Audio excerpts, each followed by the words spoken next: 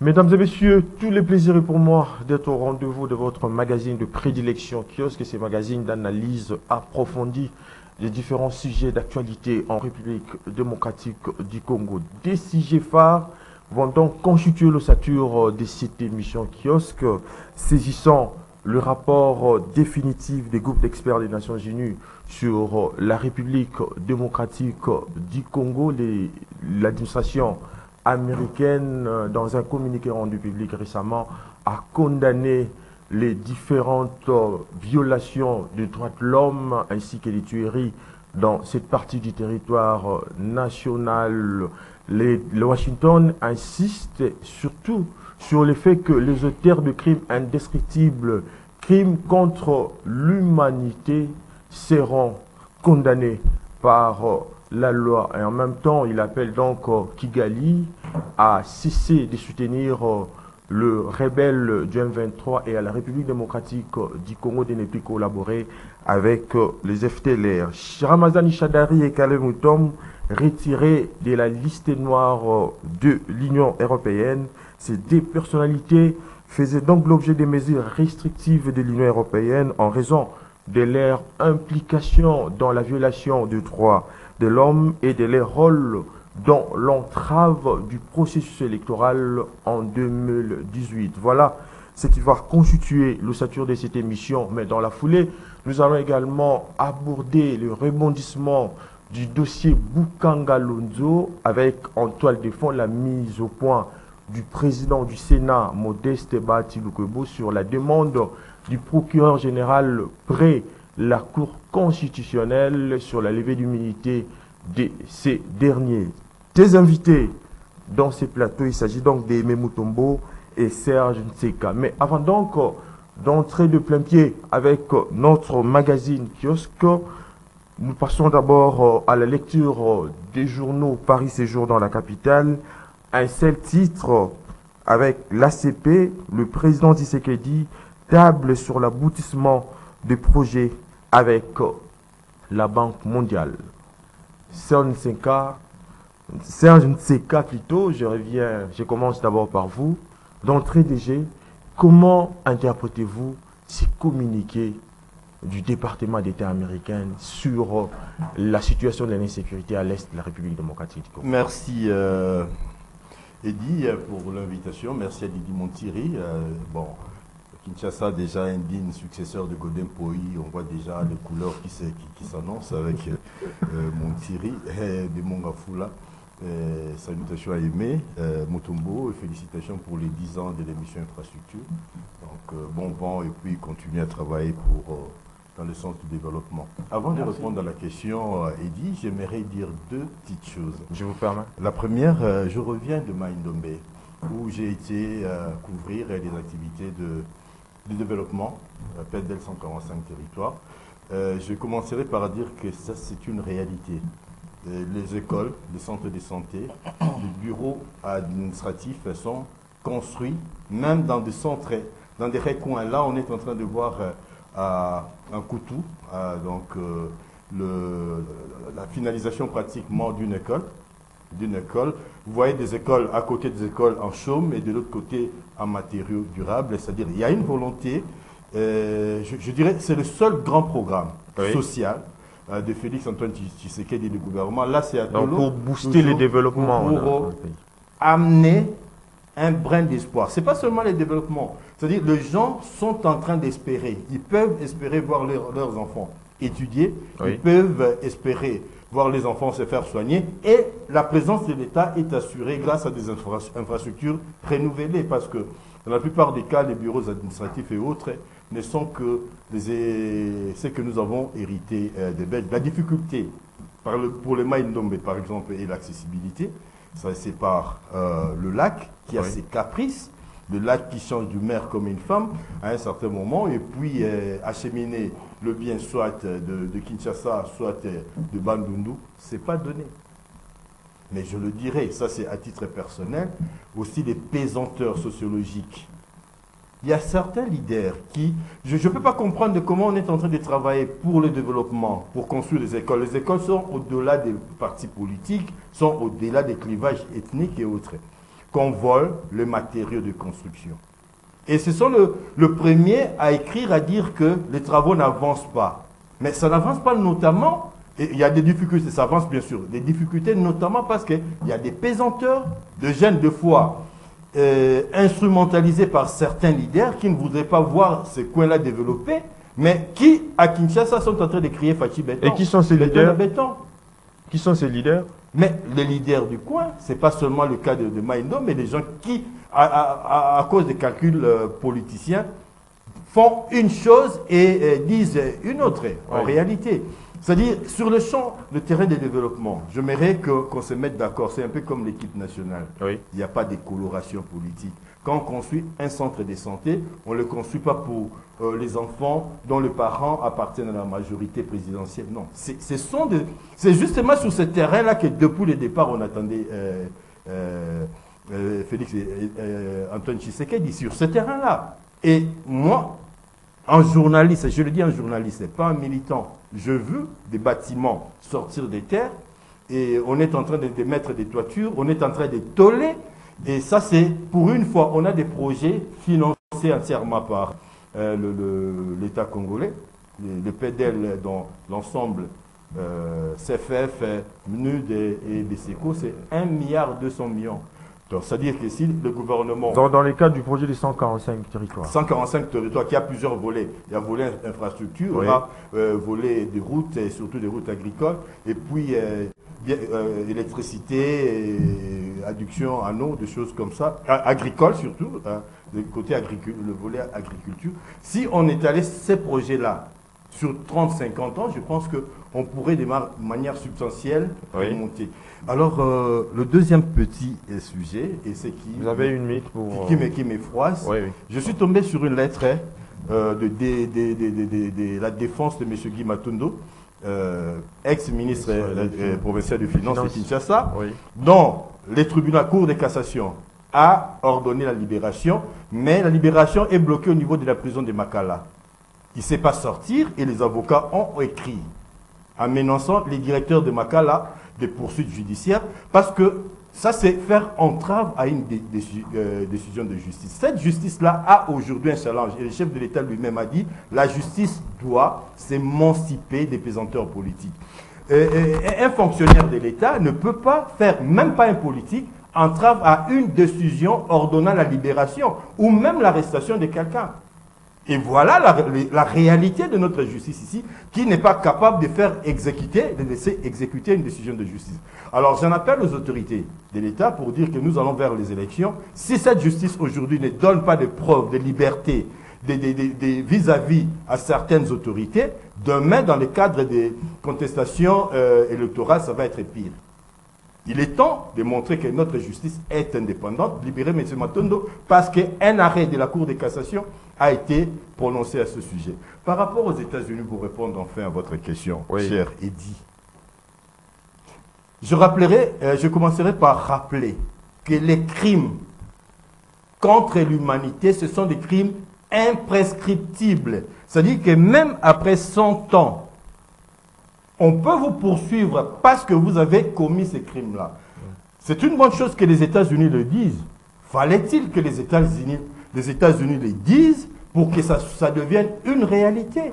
Le Rwanda, permanemment, est en train de violer l'espace territorial congolais, est en train de violer, de bafouer les droits de l'homme à l'est de la République démocratique du Congo à travers les groupes qu'il est en train d'entretenir. Que les États-Unis le disent, c'est une bonne chose, mais moi, je ne pense pas que ça soit une nouveauté.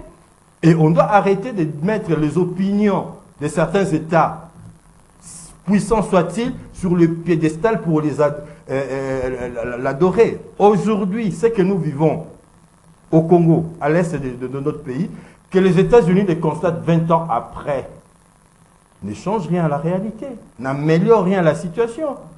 Ce sont des menaces. On menace de poursuivre les éventuels. On les connaît. Et certains sont soutenus, le gouvernement de ces pays, de certains pays-là, sont soutenus notamment par les États-Unis et de grandes puissances. Il y a une forme d'hypocrisie qui ne voudrait pas dire son nom.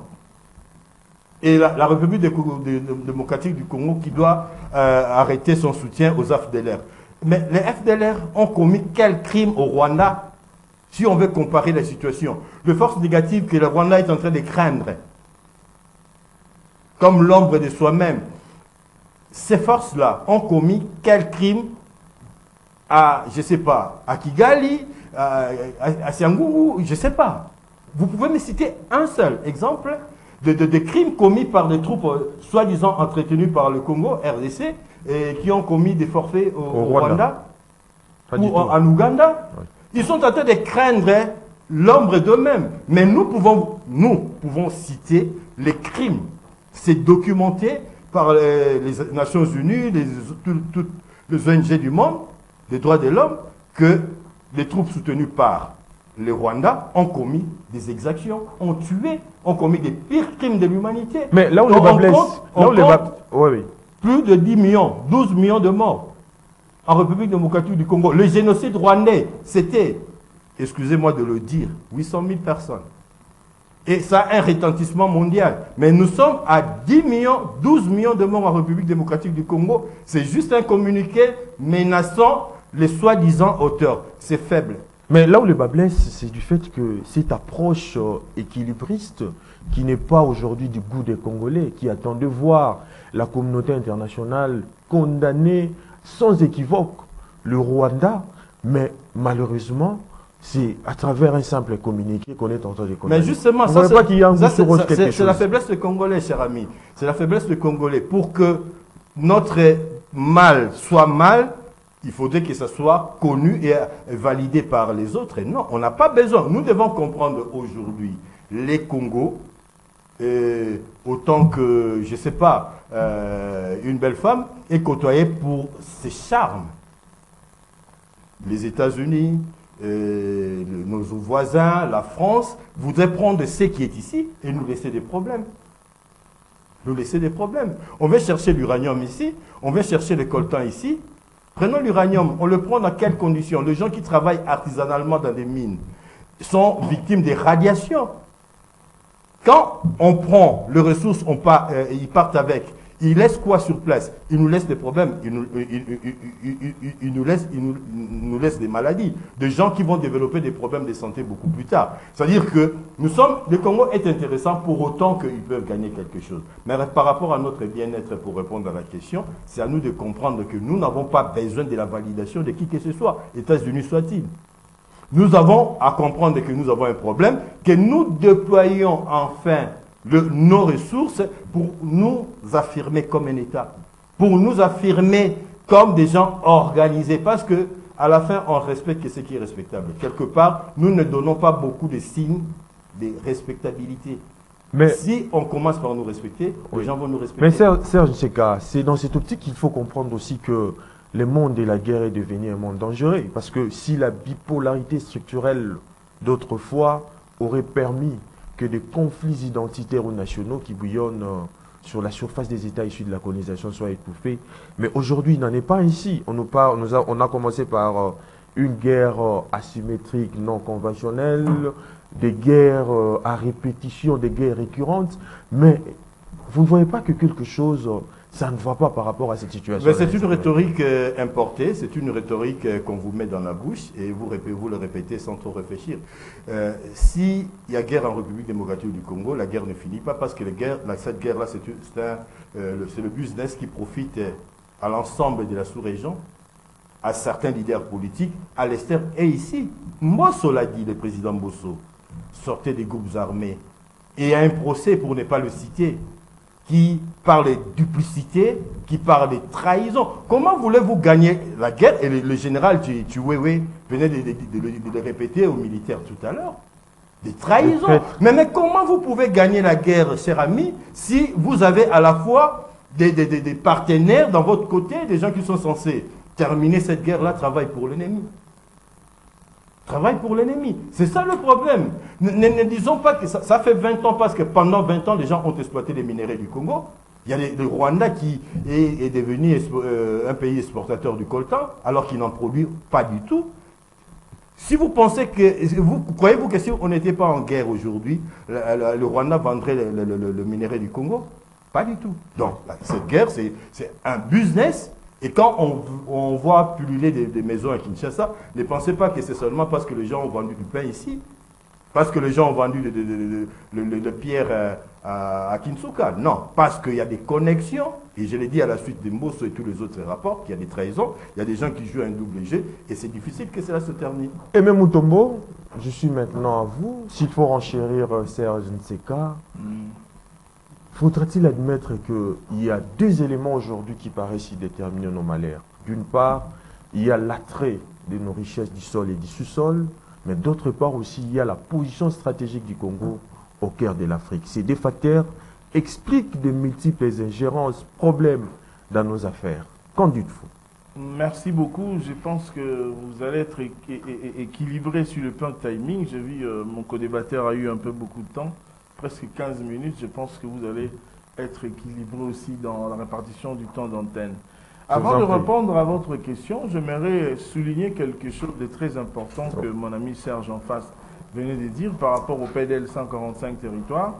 Je reviens de Lubumbashi, dans le Haut-Katanga. Nous avons accompagné le Premier ministre Jean-Michel Samaloukonde pour une visite d'inspection de quelques centres qui sont complètement terminés à ce jour. Ces centres qui sont exécutés par les ALE, mais sous la coordination et la supervision du Bureau central de coordination, le BCECO. J'aimerais ajouter quelque chose. Il m'a tapé dans la tête par rapport à quelque chose qu'il venait de dire ici.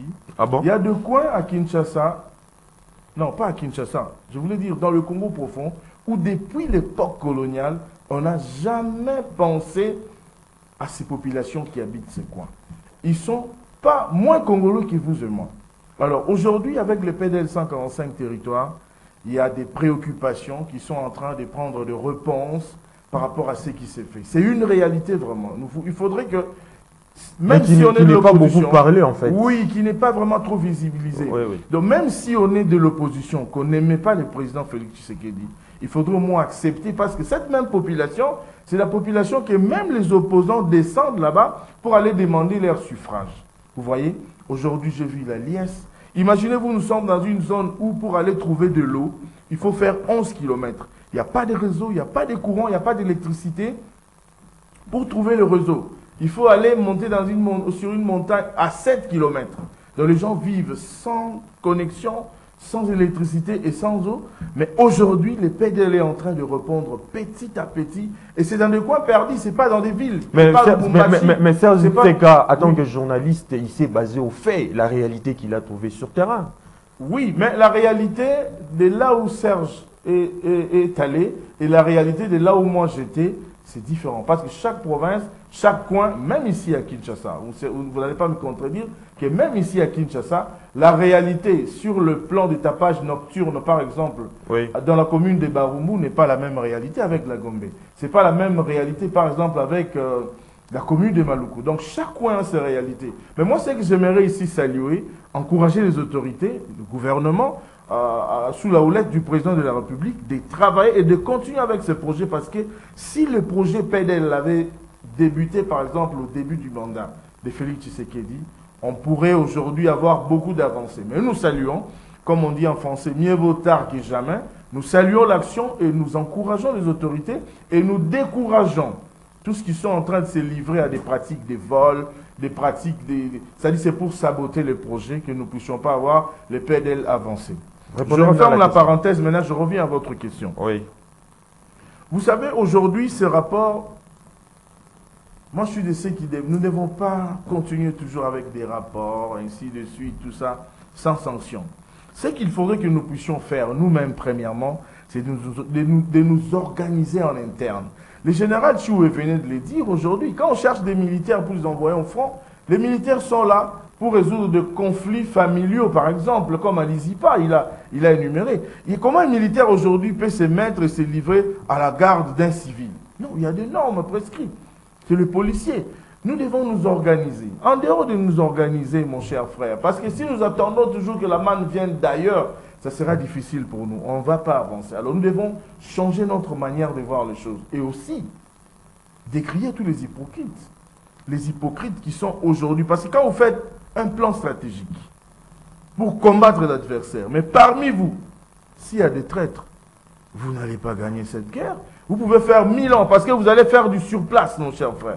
Vous avancez 5 pas en avant, alors vous faites 20 pas en arrière. Vous avancez 3 pas en avant, vous faites 15 en arrière. C'est ce qui se passe aujourd'hui en République démocratique du Congo.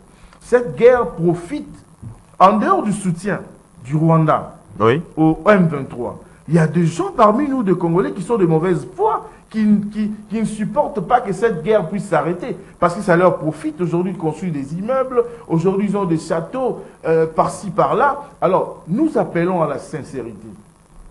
Aujourd'hui, il y a des prières qui se multiplient. Moi, je salue les hommes de Dieu qui ne cessent, qui continuent de prier pour la République démocratique du Congo. Un jour ou l'autre, ces gens-là seront confondus. Parce que c'est de trop. Il y a nos frères et sœurs qui vivent là-bas, dans la précarité, dans la souffrance. Alors ça doit cesser, ça doit s'arrêter. Mais pourquoi appeler à une prise de conscience alors que cette situation sème la terreur et la désolation à l'est du pays? Pourquoi ne pas procéder carrément aux arrestations? Aux arrestations, mais oui, il faudrait des enquêtes. Il y a un procès qui est d'ailleurs en cours, qui n'est pas encore fini, celui de Mwangachu. Mais comme Bosso dit aux députés nationaux quitter les groupes armés, c'est-à-dire qu'ils ont diligenté déjà des enquêtes pour... Oui, mais les enquêtes prennent le temps. Les enquêtes ne sont pas comme une omelette. Vous la cassez, vous la préparez, et puis vous la bouffez dans les 5-10 minutes qui suivent. Ça prend le temps que ça doit prendre, mais nous aussi, nous ne pouvons pas nous fatiguer, nous des médias, pour décourager ces gens-là. Et prier aussi que Dieu puisse confondre leur cœur. Je salue ici, je l'ai dit, les gens qui continuent à prier pour envoyer le feu dans le cœur et de toutes ces personnes qui sont en train de travailler pour que cette guerre puisse durer encore et encore pendant que la population est en train de souffrir. Mais malgré cela, dans ces coins-là, c'est que nous saluons aussi dans le cadre de PEDEL, il y a des écoles qui ont été terminées, construites, et des centres de santé, et même des bâtiments administratifs. La guerre finira un jour, mon frère. Oui. C'est vrai. On dit, mieux vaut la fin d'une chose que son commencement. Quelle que soit la durée de la nuit, le soleil finit par quoi? Par paraître. Alors, nous allons un jour parler de cette guerre au passé. Moi, je crois. Mais ici, je martèle, moi je ne crois plus à ces communiqués venant de X, Y du moins. Nous devons nous organiser nous-mêmes. Mais au besoin même. Moi je dis toujours faire la guerre au Rwanda. Oui, même prendre des mercenaires. Moi j'appuie toujours cette hypothèse-là. Pour diminuer les Rwandais, le reculer jusqu'au dernier retranchement. Parce qu'ils sont animés de mauvaise foi. Le chef de l'État a montré sa bonne volonté. Oui. Pour appeler, pour saluer M. Kagame. Mais aujourd'hui, Kagame a montré que son cœur est noir, comme son visage froissé se présente à tout moment. Donc, un jour, tôt ou tard, cette guerre finira. Le chef de l'État est rempli de cette volonté. Voilà pourquoi nos relations ne sont plus comme elles étaient. Mais là où les bas blessent, c'est du fait aussi que Washington renvoie dos à dos Kinshasa et Kigali, alors que sur terrain, en République démocratique du Congo, la situation n'est pas la même. Oui, mais il faut comprendre le jeu. Ils jouent au chaud et au froid. Les Américains, ils ont des intérêts au Rwanda, ils ont des intérêts en République démocratique du Congo. C'est-à-dire, moi, je suis de ceux qui ne croient pas en eux. Moi, Lundi Maramonté. Donc, il faudrait que nous-mêmes, nous puissions nous organiser, mon cher frère. Si nous attendons toujours que l'aide vienne de l'extérieur, je pense qu'on attendra longtemps. C'est le temps de nous organiser. C'est le temps que les gens, les traîtres de la République prennent conscience pour voir que ça, c'est la patrie. Quand on parle de la patrie, il n'y a pas opposition, il n'y a pas la majorité, il n'y a pas la société civile. Vous voyez, quand le Léopard venait de jouer, c'était le dimanche, je n'ai pas vu, même dans... Il y a quelqu'un qui suivait les matchs avec un opposant. L'opposant a crié. Il y a quelqu'un qui suivait les matchs avec un leader de l'Union sacrée. C'est-à-dire que nous soyons un peu dans cette dimension-là, que nous puissions un peu mettre nos égos de côté. Oui. Et parce que vous savez, la sincérité aussi de cœur, ça donne aussi la victoire. Étant donné que nous serons toujours avec des gens qui ne seront pas sincères, je vous dis qu'on fera du surplace. C'est un peu ça ma façon de voir les choses. Très bien. Sœur Nseka, je reviens à vous. Vous avez quelque chose à ajouter? Non, j'avais quelque chose rapidement. Aimé à parler des enquêtes. Non. Non. Depuis 20 ans, on a des rapports, des différents rapports, le rapport mapping, qui indexe, qui met le doigt sur le problème.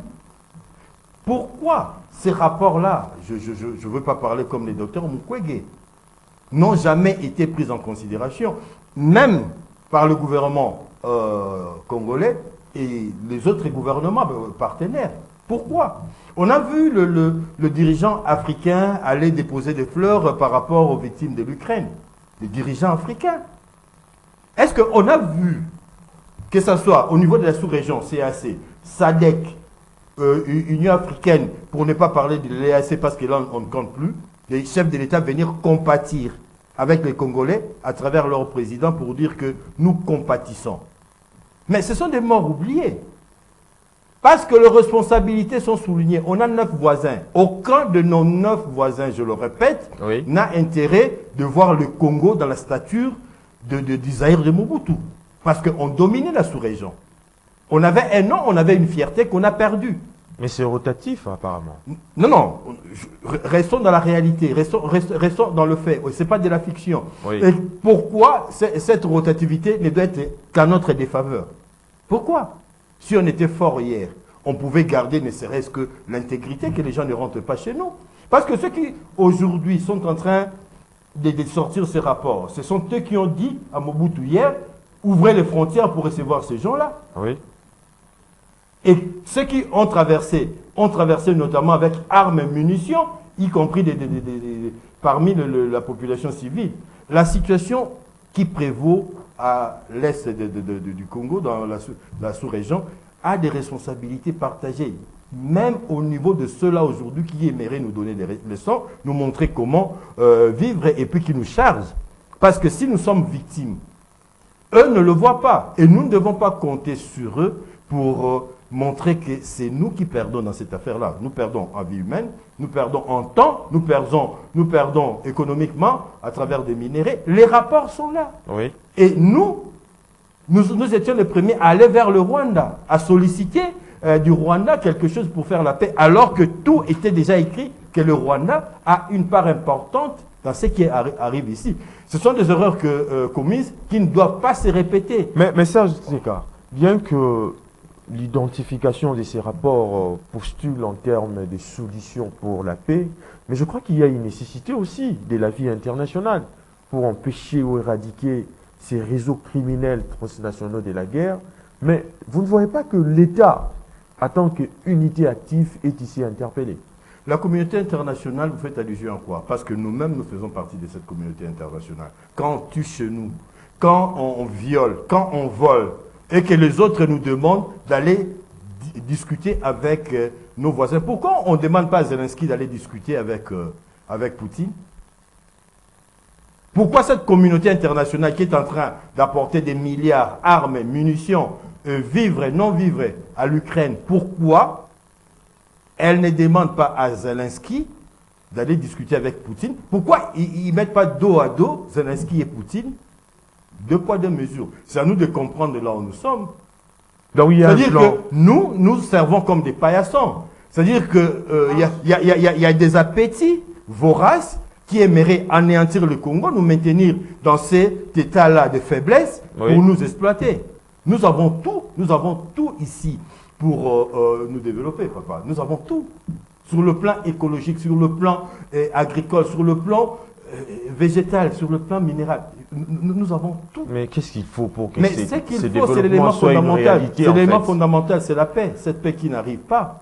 Et puis, l'homme politique congolais, je suis désolé, se distingue par une certaine désinvolture et une certaine légèreté dans la manière d'être. On n'a vraiment pas d'homme d'État. On n'a vraiment pas d'homme d'État parce que quand le personne qui, certains, ont des parcelles de responsabilité, s'évertue à se comporter plutôt en BCBG, en bling-bling, montrer des signes d'opulence publique, alors que nous sommes, et Mehdi, il revient de l'intérieur du pays, autant que moi, mais la misère, on l'a vu. Oui, le Congo, le Congo de Kinshasa et le Congo de l'intérieur, ce n'est pas la même chose. Vous êtes dans une zone où même les GSM ne passent pas. Il y a des gens qui vous présentent des solutions numériques ici. Voilà, Internet, j'ai une plateforme, j'ai autant de vues, mais déjà, Maïndombe ici, on ne vous voit pas. Ce que vous dites là, ça ne passe pas. La vraie réalité du Congo, on doit la redéfinir. Quand on veut communiquer, dire des choses aux Congolais, si on veut dire à ceux qui sont là où le courant ne part jamais, là où l'eau ne part jamais, qui n'ont rien à voir avec nous, d'accord, vous allez nous montrer le nombre de personnes qui vous regardent. Mais si vous voulez vous adresser aux Congolais, il faut oublier l'Internet. Parce que le courant, nous avons une pénétration, il y a courant juste 9%, et l'Internet c'est beaucoup moins. Quand déjà les GSM ne passent pas sur l'ensemble du Congo profond, et ne venez pas nous dire ici que nous sommes avancés. Oui. Donc, pour dire nos réalités à nous, Oui. doivent être comprises par nous, définies par nous et trouver des solutions par rapport à nous. Que cela ne plaise ou pas à ceux qui nous regardent de l'extérieur, ça ne nous regarderait pas. Mais lorsque la République démocratique du Congo semble se complaire complaisamment dans un sous-développement qui ne dit pas son nom, à qui incombe la faute? La faute est comme aux Congolais, je le dis, parce que, voyez-vous, partout où les gens se sont développés, Oui. il n'y a pas eu la masse. C'est des leaders, un groupe de gens.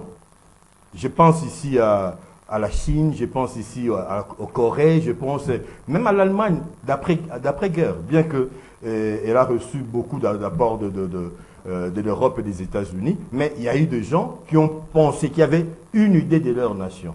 Oui. Au moment où les gens, on est en train de nous menacer, Bounaga n'a plus d'une année entre les mains des étrangers, qu'est-ce que le politicien congolais? Moi, j'aurais bien voulu voir une union nationale des politiciens congolais, des leaders de tous bords, pas seulement politiques, la société civile, la société politique, tous se mettre d'accord, tous ces hommes-là, pour parler d'une seule voix. Vous voyez Mukwege, Ambongo, Fati aller aux Nations Unies pour plaider la cause du Congo, ça bougerait les lignes. Mais aujourd'hui, chacun est dans son petit coin pour voir se battre pour gagner une parcelle de pouvoir demain, mais pour diriger quoi? Quand les gens qui sont là à votre merci, sous votre gouvernance, ne vivent pas. On nous parle d'un pays riche, mais la richesse est partout, partout. Tout l'espace du Congo est riche, mais les populations vivent comment? Il n'y a pas d'école à l'intérieur, il n'y a pas de route. Il y a des vivres qui se déperdissent comme ça parce qu'on ne peut pas les évacuer. Oui. Il faut des programmes tels que les PEDEL pour apporter un tant soit peu l'espoir à cette population. Aujourd'hui, si on commence par exemple, phase D de PEDEL, arranger des routes agricoles, on pourra faire en sorte que les gens restent au village, qu'ils cultivent avec l'espoir, à travers des coopératives qui seront créées, vendre leurs biens et créer des richesses. C'est ça, créer des richesses. Oui. Le président a fait cette promesse. Ce n'est pas en étant à Kinshasa en regardant la télé, non. C'est en travaillant. On crée des chaînes, des modèles économiques où les gens peuvent produire à l'intérieur. Il y a des gens qui vendent, qui revendent ici à Kinshasa et on peut même exporter. Mais le président il a des collaborateurs pour faire ça. Mais lui-même ne peut pas... Je ne voudrais pas m'attarder sur ce terrain-là parce que ça a été suffisamment prouvé que le président n'est pas très bien secondé en termes de collaborateurs, au-delà de sa bonne volonté, au-delà de sa vision. Fachi, Félix-Antoine Tshisekedi, Chinois, comme moi, vient à Bissau limité, Toyebié, Toyebani. Nous savons comment nous vivons. Mais un homme, le président tout seul ne peut rien faire, au-delà des bonnes intentions qu'il peut avoir. S'il n'a pas une équipe qui rentre dans cette vision pour la booster, pour la réaliser, pour la matérialiser. C'est ça ce qui manque. Nous voyons beaucoup plus de signes d'opulence, de gens qui sont devenus beaucoup plus importants que le pays. Des gens qui sont là, qui ne respectent même pas la loi. Parce que le code de la route, c'est une loi. Permanemment violée par le collaborateur du chef de l'État, y compris des véhicules de la présidence, qui roulent en sens contraire et les policiers sont à garde à vous devant quelqu'un qui viole la loi. Et c'est ça les collaborateurs. Très bien. On doit boucler ce chapitre avec Aimé Mutombo. Aimé Mutombo, vous avez suivi l'argumentaire de Serge Sinka, mais il faut aussi rappeler ce qu'il a dit que la République démocratique du Congo n'a pas fait venir les ex-FDLR sur les sols, son sol plutôt. C'était plutôt à la demande de la communauté internationale à l'époque. Mais lorsque aujourd'hui, c'est communiqué, mais dos à dos Kigali et Kinshasa, est-ce que Kinshasa plutôt a occupé les territoires rwandais, ou c'est plutôt le Rwanda qui nous occupe aujourd'hui avec nos territoires? Oui, c'est le Rwanda qui nous occupe à travers son M23 qui est financé, alimenté, allaité par le Rwanda. Ça, on ne peut pas se cacher. En tout et pour tout, moi je dis ce qui est passé. Nous devons regarder l'avenir parce que ce qui est passé, on comprend, on connaît comment est-ce qu'on nous a dérangé, comment est-ce qu'on nous a occupés. Puis il faudrait maintenant que nous puissions nous organiser. Il faudrait que nous puissions nous organiser, faire la guerre au Rwanda, nous organiser, trouver des mercenaires. Moi, je ne cesse de le dire. Je n'aimerais pas trop commenter vraiment, parce que parfois, ça m'énerve aussi de voir que la personne qui a raison, la personne qui a totalement raison, qui est en train de perdre les vies humaines de sa population, un pays qui a raison, qui est en train de perdre les vies humaines de sa population, est toujours traité d'une manière hypocrite, avec des communiqués brandis de l'autre part, mais en dessous des cartes, il y a autre chose qui est en train de se faire. C'est vraiment regrettable. Permettez-moi, mon cher frère, d'analyser un petit sujet qui est... Dans une minute, là. Un petit sujet qui est... Parce que je vois que le timing est en train de finir. Sur ce point-là, comme je dis, vraiment, comprenez mon souci et mon émotion. Ça me fait très mal quand nous parlons de cette guerre qui continue là-bas. Vous savez, il y a des gens ici à Kin qui entendent guerre, peut-être qu'ils vivent ça dans des films, mais ce n'est pas la réalité sur place. Nous avons eu peut-être une occasion d'arriver à Beni, dans ces coins-là, vous voyez comme ça, vous avez même envie de pisser dans votre pantalon, parce que c'est pénible. Et c'était pour quelques heures. Mais les gens qui vivent au quotidien, combien s'ils endurent là-bas? Organisons-nous. Organisons-nous, que Dieu nous aide à faire la guerre au Rwanda et à leur faire voir que nous sommes un grand pays à la dimension continentale qui ne mérite pas de vivre et de continuer de vivre ces exactions injustes traitées par rapport à notre population. J'aimerais analyser un petit point qui défraie aujourd'hui aussi la chronique que nous avons vue hier. L'ancien Premier ministre... Non, on va arriver là. Oui, on doit d'abord aborder, en fait... le deuxième sujet. Je regarde aussi par rapport au temps. Donnez-moi 2 minutes pour... Non, s'il vous plaît, on va aborder cette question. Donc, c'est à moi de vous donner des directives. C'est pas à vous comme ça. Je peux aussi, comme on l'a fait, ouais. dans le chapeau. En tout cas, là, je n'aimerais pas trop commenter par rapport à cette guerre, mais j'ai dit ce que je pense. Il faudrait faire la guerre au Rwanda. Parce que trop, c'est trop. Abordons maintenant le deuxième chapitre de l'émission. Il s'agit donc du retrait des personnalités du pays. Kalev et Emmanuel Ramazani Shadari de la liste noire de l'Union européenne. Ces deux personnalités donc, ont été comme ça à travers le mesure restrictive citées ou ciblées par l'Union européenne. Vous, en tant que journaliste, comment voyez-vous ces problèmes? C'est un non-événement. Pour moi, c'est un non-événement parce que aujourd'hui, les gens, on les a sanctionnés, oui. Mais pour quelle finalité? Qu'est-ce qu'ils ont perdu, sincèrement? Entre vous et moi. On les a sanctionnés, oui. En fait, ce sont des histoires qu'on est en train de... C'est pas peut-être un moyen de faire pression aux dirigeants du Congo pour avoir une bonne conduite concernant la marche du pays? L'infraction est individuelle, ils ont travaillé avec Kabila, c'est eux qui ont été sanctionnés. Et même si vous travaillez avec Félix Tshisekedi, si vous travaillez mal, vous êtes dans des dossiers qui sont compliqués, on va vous sanctionner. Consciemment, quand on travaille, quand on a la responsabilité de gérer, de faire quelque chose pour la République, il faudrait savoir que après, si j'ai rendu l'établi, tôt ou tard, un jour, ça je venais de le dire ici, même 100 ans après, la justice travaille, la justice peut ressurgir avec le même dossier. Il faudrait que les gens prennent conscience. Quand on vous place là, ce n'est pas parce que vous êtes extraordinaire, non. C'est parce qu'on a jeté le dévolu sur vous, on vous a donné la confiance d'agir au nom de la République. Ne confondez pas les poches de la République comme... les caisses de la République comme c'était vos caisses. Ne confondez pas les gens comme si c'était vos poules ou vos fourmis que vous pouvez piétiner. Parce qu'à tout moment, et même si cette justice des hommes n'agissait pas, il y a la justice des dieux qui finit toujours par agir. Moi, je pense que c'est un non-événement. Il faudrait que nos dirigeants prennent conscience. Que chacun prenne conscience quand vous avez la gestion Quand on vous donne une responsabilité, vous devez être juste. Traiter les dossiers d'une manière équitable, avec beaucoup d'équilibre, pas faire des injustices, parce que tôt ou tard, ça peut vous rattraper. Je vais vous donner un exemple ici en 1 minute. Oui. Il y a dans un établissement public un ancien directeur général qui avait signifié lui-même qu'on ne peut pas, même un directeur ne peut pas aller en mission avec plus de 110 $ américains. Quelques temps après, on l'a démis de ses fonctions. On l'a mis à la disposition du DRH. Alors, il revient à la caisse. Il avait une mission à l'intérieur de la République. Alors, il critique, il dit non. Ah, bah, entreprise Nabino.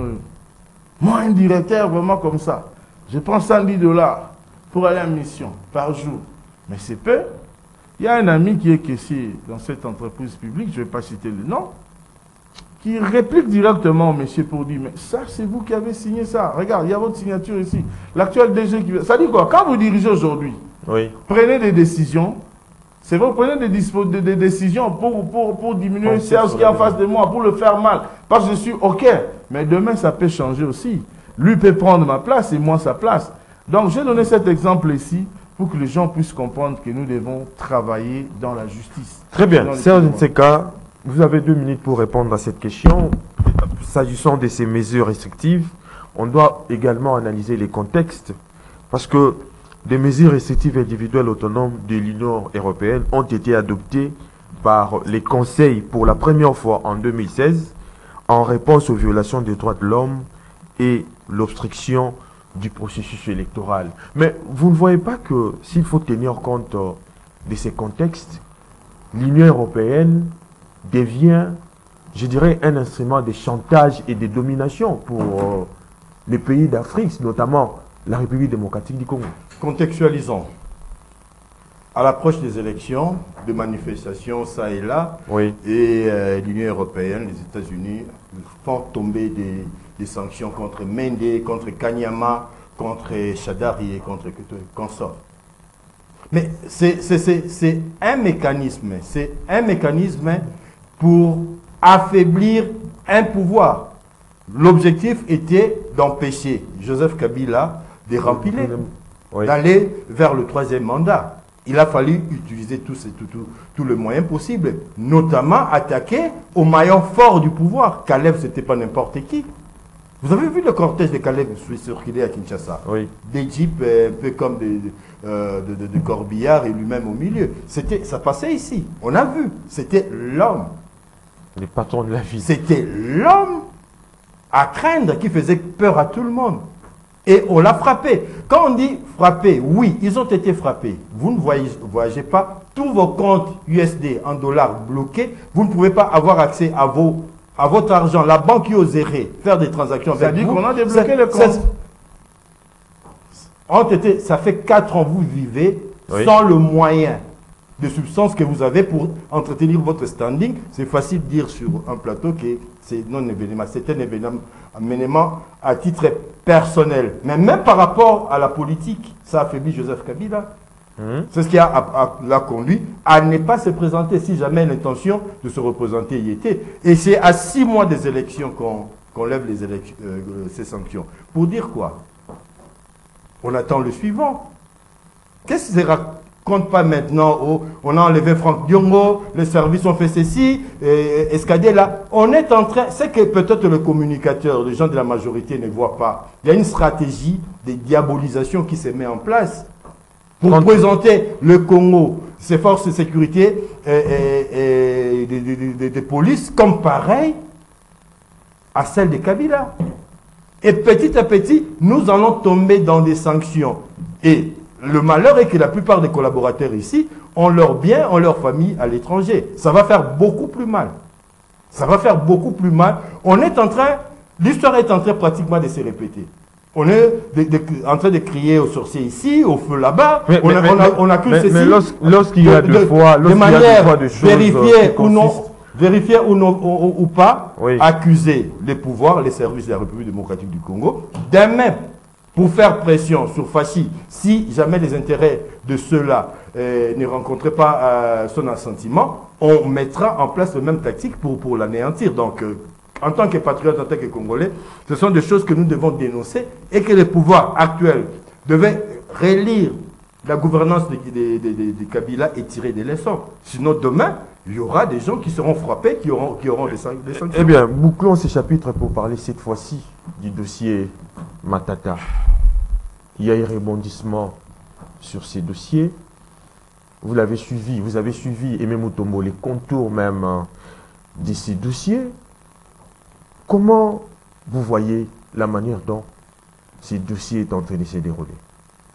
Merci beaucoup pour la parole. Le dossier, c'est un dossier judiciaire, contrairement à ce que le sénateur Matata Ponyo, ancien Premier ministre, est en train de dire à tout moment pour dire non, voilà, c'est un dossier politique, voilà, on m'a envoyé des émissaires. C'est archi faux parce que le 5 juillet 2021, c'est quand ces humilités ont été levées.